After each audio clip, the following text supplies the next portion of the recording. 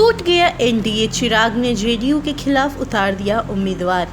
बिहार में एनडीए की सरकार टूटती नजर आ रही है। जी हां, नीतीश कुमार आरजेडी के साथ जाने और भाजपा के साथ बने रहने की लाख सफाई दे, पर शायद ऐसा ना हो पाए।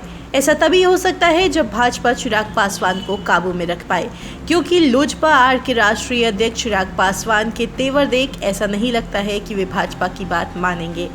दरअसल एनडीए में लोजपा के दोनों धड़े शामिल हैं।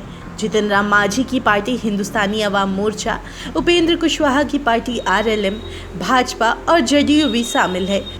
बिहार एनडीए में सीट शेयरिंग अभी तक नहीं हो पाई है। यहां तक कि सीट बंटवारे की बातचीत भी शुरू नहीं हुई है, जबकि चिराग पासवान विधानसभा सीटों पर अभी से उम्मीदवार घोषित करने लगे हैं। बता दें, चिराग पासवान की योजना विधानसभा चुनाव के पहले सभी 243 सीटों पर दौरे की है। इसी क्रम में वे बेगूसराय के मटिहानी गए और दूसरे दिन शेखपुरा गए। दोनों जगहों पर उन्होंने अपने उम्मीदवार उतारने की घोषणा कर डाली है। बता चले, बिहार में विधानसभा की कम से कम 40 सीटों की हिस्सेदारी की वे बात कर रहे हैं। झारखंड में भी उन्होंने अपनी दावेदारी की है। बात नहीं बनने पर अलग चुनाव लड़ने की भी बात कही है। इससे साफ लगता है कि उन्होंने पहले से ही एनडीए छोड़ने का मन बना लिया है। एनडीए में रहकर अगर वे बिहार में अभी से उम्मीदवारों की जिस तरह घोषणा करने लगे हैं, उससे उनके तेवर को साफ समझा जा सकता है।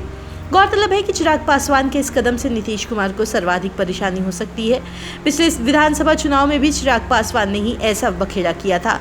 उन्होंने जेडीयू उम्मीदवारों के खिलाफ अपने प्रत्याशी मैदान में उतार दिए थे। भाजपा के भी इक्का दुक्का सीटों पर उनके उम्मीदवार थे। इतना ही नहीं, भाजपा और दूसरे दलों में टिकट से वंचित नेताओं को भी उन्होंने टिकट दे दिया था। इसका नतीजा यह हुआ था कि जेडीयू को तकरीबन 3 दर्जन सीटों पर नुकसान उठाना पड़ा था।